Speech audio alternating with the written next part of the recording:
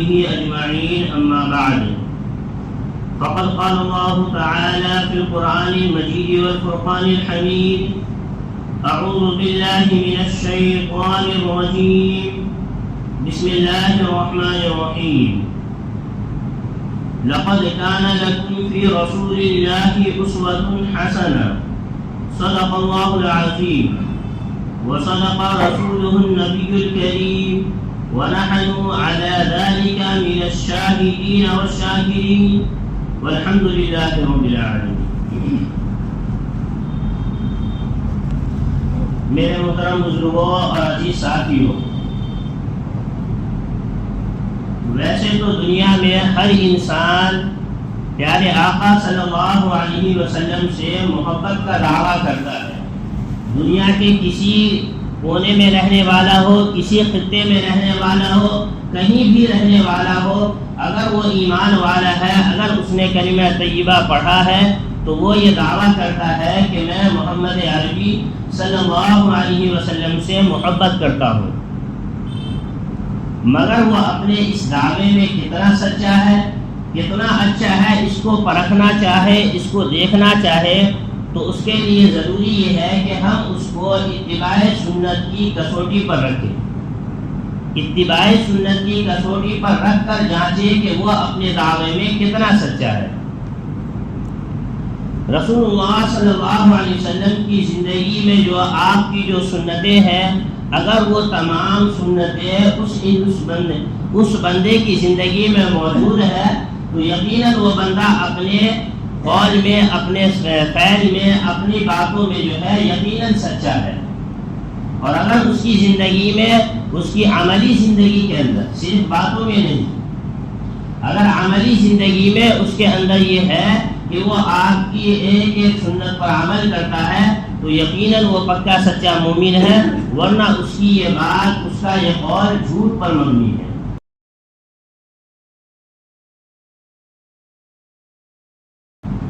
میرے محترم بزرگوں اور دوستو، اللہ تبارک و تعالی نے جو ہے ہمیں پیدا فرمایا اور ہمیں پیدا فرما کر اس دنیا میں بھیجا ہے اور پیارے آقا صلی اللہ علیہ وسلم کی سنتوں پر عمل کرنے کو کہا گیا کہ ہم اپنی زندگی کو جو ہے پیارے آقا صلی اللہ علیہ وسلم کی زندگی کی روشنی میں زندگی گزارے ہیں.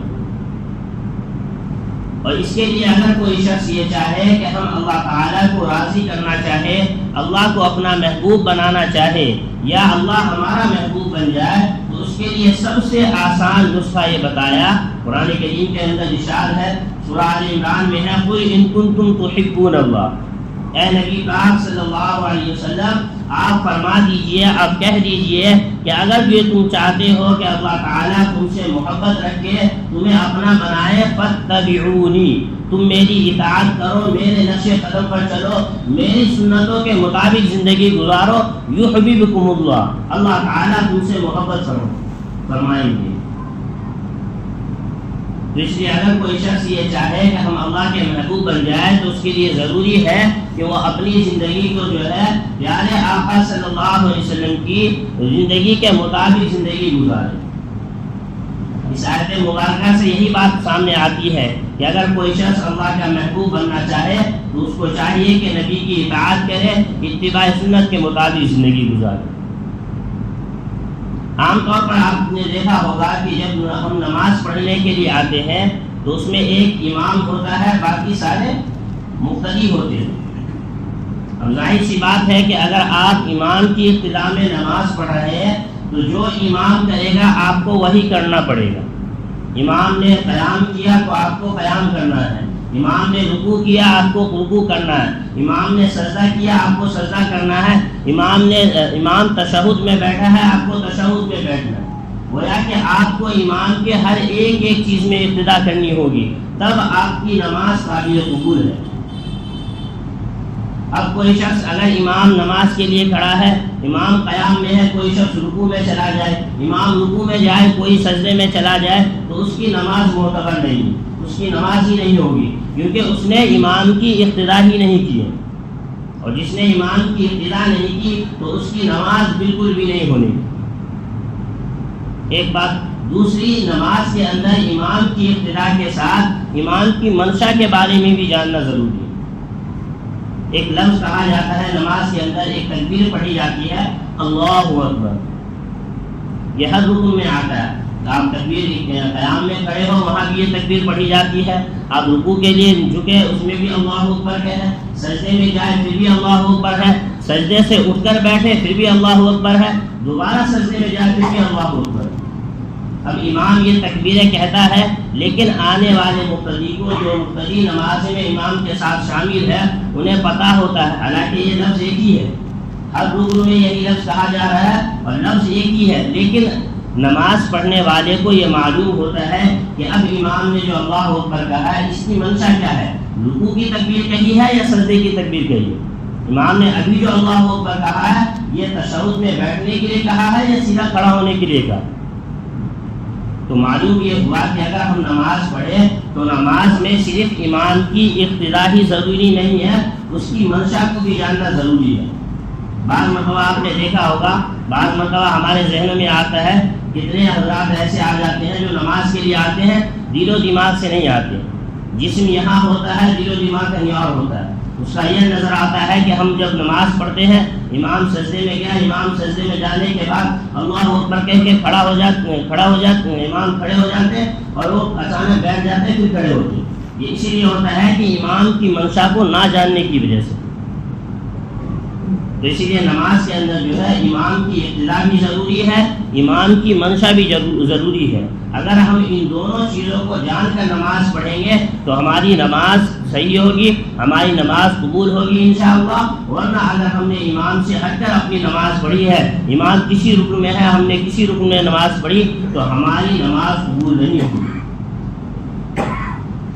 اسی طرح میرے محترم دوستو، یہ زندگی جو ہے اللہ تبارک و تعالیٰ نے ہمیں عطا فرمائی ہے، اور اس زندگی کے امام جو ہے وہ پیارے آقا محمد عربی صلی اللہ علیہ وسلم۔ ہمیں جو یہ زندگی عطا فرمائی گئی ہے، اس زندگی کے امام کون ہے؟ محمد عربی صلی اللہ علیہ وسلم۔ اگر ہم اس زندگی کو پیارے آقا کی سنتوں کے مطابق گزاریں گے، اگر آپ کے بتائے ہوئے طریقے کے مطابق اس زندگی کو گزاریں گے تو اللہ کے یہاں یہ قابل قبول ہوگی، ورنہ ہماری زندگی جو ہے قابل قبول نہیں ہوگی۔ یہ ہماری پوری زندگی کے ایمان ہے۔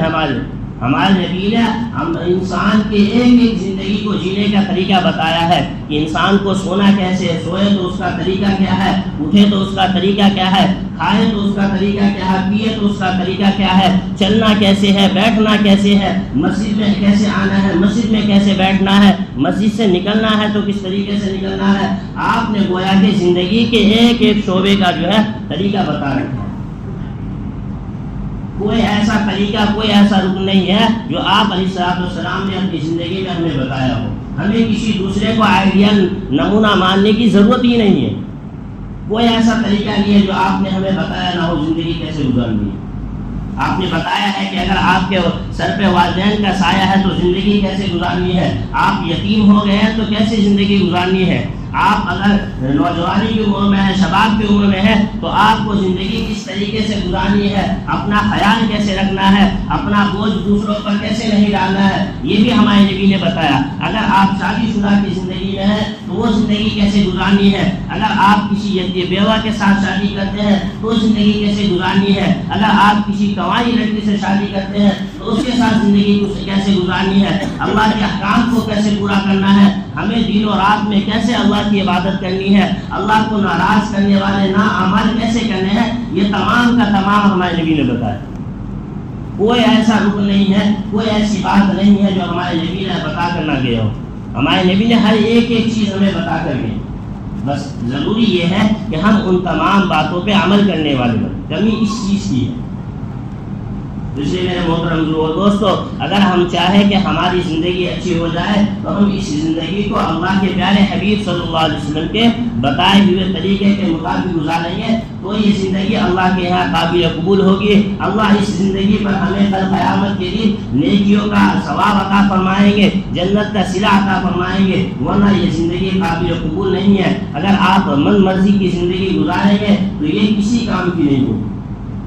اصل مقصد تو اللہ تعالیٰ نے ہمیں بھیجا اسی لیے ہے دنیا میں بھیجا اسی لیے ہے. قرآن کریم میں ہے وَمَا خَلَقْتُ الْجِنَّ وَالْإِنسَ إِلَّا لِيَعْبُدُونِ کہ ہم نے انسان کو اپنی اطاعت اپنی فرما برداری کے لیے پیدا کیا. اور اللہ کی اطاعت اور فرما برداری کیسے کرنی ہے یہ طریقہ نبی کریم صلی اللہ علیہ وسلم نے ہمیں بتایا. اس لیے میرے محترم دوستو ہمیں چاہیے کہ ہم اس کے مطابق زندگی گزاریں. اگر اس کے مطابق زندگی گزاریں گے تو اللہ تعالی ہم پہ رحم فرمائیں گے. قرآن کریم میں ارشاد ہے وَأَطِيعُوا اللَّهَ وَالرَّسُولَ لَعَلَّكُمْ تُرْحَمُونَ کہ تم اللہ اس کے رسول کی اطاعت کرو تاکہ تم پہ رحم کیا جائے. اگر ہم اللہ اس کے رسول کی اطاعت ہی نہیں کریں گے تو پھر کیسے ہم پہ رحم کریں گے اللہ؟ یہ تو اللہ کی شان ہے, اللہ کی محبت ہے انسانوں سے. جب ہم اس کی نافرمانی پہ نافرمانی کرتے رہتے ہیں پھر بھی اللہ تعالی ہم سے محبت کرتے ہیں.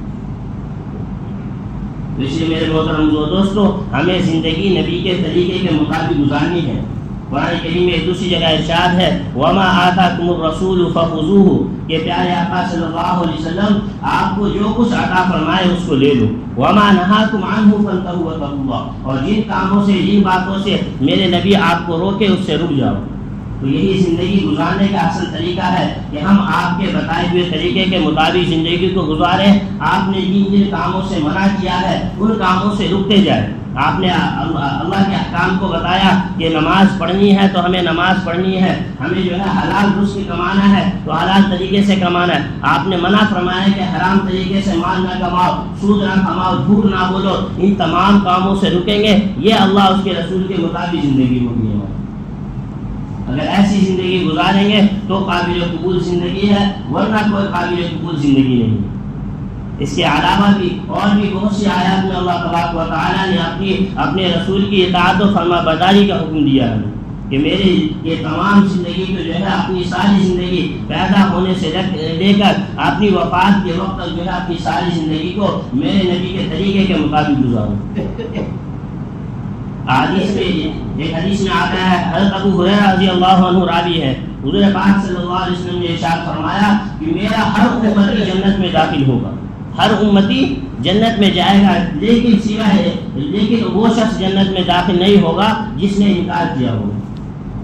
صحابہ رضی اللہ عنہ نے پوچھا ہے اللہ کے رسول کون ہے وہ جو انکار کرے, کون ہے؟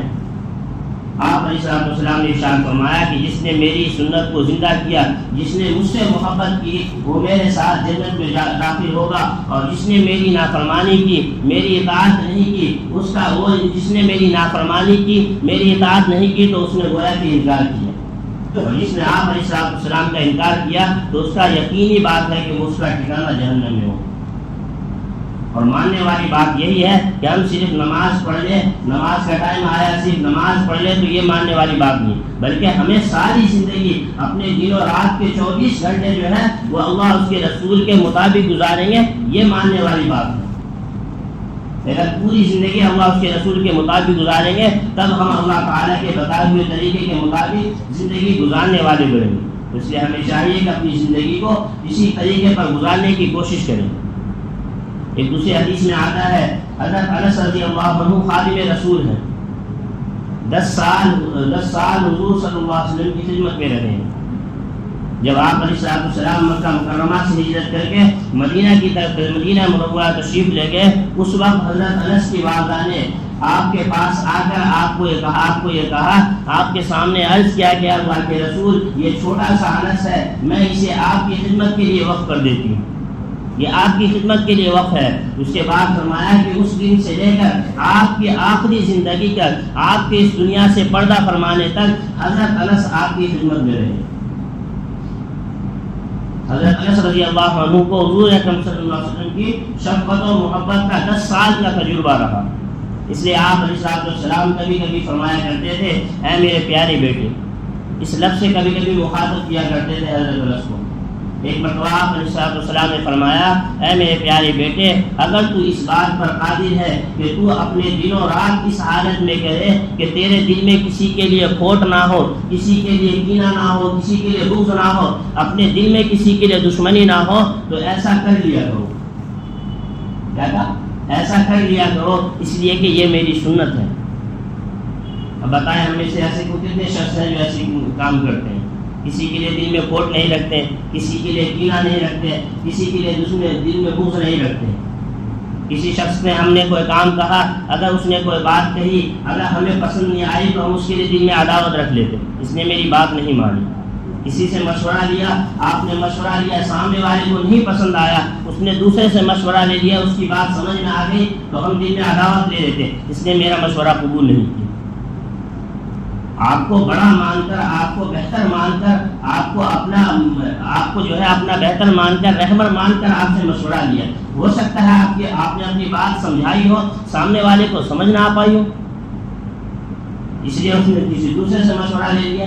یہ بھی کیا کم ہے کہ اس نے آپ سے مشورہ لیا ہے، لیکن ہمارے یہاں ایسا ہوتا ہے عام طور پر ہم دل میں لے کر بیٹھ جاتے ہیں کہ اس نے میری بات کو قبول نہیں کیا۔ بہرحال تو پیارے آقا صلی اللہ علیہ وسلم نے حضرت انس سے فرمایا کہ اے میرے پیارے بیٹے، اگر تو اس بات پر قادر ہو کہ تو اپنے دن اور رات اس حال میں کرے کہ تیرے دل میں کسی کے لیے کھوٹ نہ ہو، کسی کے لیے کینہ، کسی کے لیے بغض نہ ہو، تو ایسا کر لیا کرو، اس لیے کہ یہ میری سنت ہے۔ پھر آگے آپ نے ارشاد فرمایا کہ جس نے میری سنت، جس نے مجھ سے محبت کی، اس نے میری سنت سے محبت کی، اور جس نے مجھ سے محبت کی وہ میرے ساتھ جنت میں داخل ہوگا۔ تو اگر ہم یہ چاہتے ہیں کہ ہم پیارے آقا صلی اللہ علیہ وسلم کے ساتھ جنت میں داخل ہو جائے، آپ کے پڑوس میں رہنے کے قابل ہو جائے، تو اس کے لیے ضروری ہے کہ ہم آپ علیہ الصلوۃ والسلام کی ایک ایک سنت پر عمل کرنے والے ہوں گے۔ بہت سی سنتیں ایسی ہیں جن کو ہم چھوڑ دیتے ہیں، ہم اس کو ہلکا سمجھ لیتے ہیں، ہم نظر انداز کر دیتے ہیں۔ حدیث میں آتا ہے پیارے آقا صلی اللہ علیہ وسلم نے ارشاد فرمایا کہ جو شخص میری سنت کو ایسے وقت میں زندہ کرے جس وقت میری امت میں فتنہ فساد برپا ہو، لوگ میری سنتوں کو چھوڑ رہے ہو، اگر اس وقت میں کوئی شخص میری سنتوں پر عمل کرے تو اس کو 100 شہیدوں کا ثواب ملے۔ کیا مطلب اس کا؟ اس کا مطلب یہی ہے کہ اگر ایسا وقت ہو کہ لوگ سنتوں کو معمولی سمجھ رہے ہو، ہلکا سمجھ کر چھوڑ رہے ہو کہ مسواک کرنا تو ایسی ہلکی سنت ہے، کر لے تو ٹھیک ہے، نہیں کرے تو نہیں، نفل پڑھنا کوئی ایسی ضروری چیز نہیں ہے، نہ پڑھیں گے تو کوئی دقت نہیں ہے، ہلکا سنتوں کو ہلکا سمجھ رہے ہو، ایسے وقت میں اگر کوئی شخص میری سنت پر عمل کرے تو اس کو 100 شہیدوں کا ثواب ملے۔ اس لیے میرے محترم دوستو، آج دیکھ لیں آج زمانے میں لوگ فرائض سے غافل ہوتے جا رہے ہیں، نوافل تو دور کی چیز ہے۔ آج ہمارا یہ حال جو ہو رہا ہے اس کی وجہ یہی ہے کہ ہم نے اللہ اس کے رسول کی نافرمانی کی ہے، اللہ اس کے رسول کے حکموں کو توڑا ہے، اللہ اس کے رسول کو ناراض کیا ہے، اس لیے آج ہمارا یہ حال ہے۔ حضرت امام مالک رحمۃ اللہ علیہ فرماتے ہیں پیارے آقا صلی اللہ علیہ وسلم نے میدان عرفات میں فرمایا تھا، اپنے خطبے میں کہا تھا کہ میں تمہارے درمیان 2 چیزیں چھوڑ کر جا رہا ہوں۔ کتنی چیزیں؟ 2 چیزیں چھوڑ کر جا رہا ہوں، جب تک تم ان پر ثابت قدم رہو گے، ان کو مضبوطی سے تھامے رہو گے، جب تک تم کبھی گمراہ نہیں ہو سکتے۔ وہ کیا چیز تھی؟ کتاب اللہ و سنتی، ایک اللہ تعالیٰ کا کلام یعنی قرآن مجید، اور دوسری میری سنت۔ آپ دیکھ لیں صحابہ کرام کی زندگی کو کھنگال کر دیکھیں، آپ کتابوں کا مطالعہ کریں، تاریخ کی کتابوں کو دیکھیں، صحابہ کرام نے ان دونوں چیزوں کو مضبوطی سے تھامے رکھا ہے، اپنی ساری زندگی ان دونوں چیزوں پر عمل کیا ہے، اللہ اس کے رسول کے بتائے ہوئے طریقے کے مطابق زندگی گزاری ہے۔ یہی وجہ تھی کہ دنیا کے کسی کونے میں گئے، کسی جگہ پر گئے، اللہ تبارک و تعالیٰ نے ان کے لیے کامیابی کو قدموں میں ڈال دیا، ان کے کامیابی نے ان کے قدم چومے ہیں۔ آج ہم نے ان دونوں چیزوں کو پس پشت ڈال دیا ہے، ہم نے ان دونوں کو بالکل ہی چھوڑ دیا ہے، جس کی وجہ سے ضلالت و گمراہی، تباہ و بربادی ہمارے سروں پہ جو ہے کالے بادل کی طرح منڈا رہے ہیں، کالے بادل کی طرح چھائے ہوئے۔ اس کی وجہ یہی ہے کہ ہم نے ان دونوں کو پس پشت ڈال رکھا ہے، قرآن پڑھتے ہیں، اس کے احکام پر عمل نہیں کرتے ہیں، نبی کی سنتوں کو سنتے ہیں لیکن اس کو عملی زندگی میں عملی نمونہ نہیں پہناتے۔ اسی وجہ سے ہمارا یہ حال ہو رہا ہے کہ ہم ساری دنیا میں ذلیل و خوار ہو رہے ہیں، ذلت و رسوائی ہمارا مقدر بن گئی۔ اللہ کا وعدہ ہے کہ جب تک ہم اللہ اس کے رسول کے مطابق زندگی گزاریں گے، اللہ تعالیٰ نے جو احکام ہمارے اوپر فرائض کیا ہے، نبی کریم صلی اللہ علیہ وسلم نے جو طریقہ بتایا ہے، جو ان کاموں کو کرنے کا حکم دیا ہے، جن سے رکنے کے لیے کہا ہے، اگر اس کے مطابق ہم عمل کرتے رہیں گے، ہماری دنیا قدم چومے گی، اور چوما ہے دنیا نے۔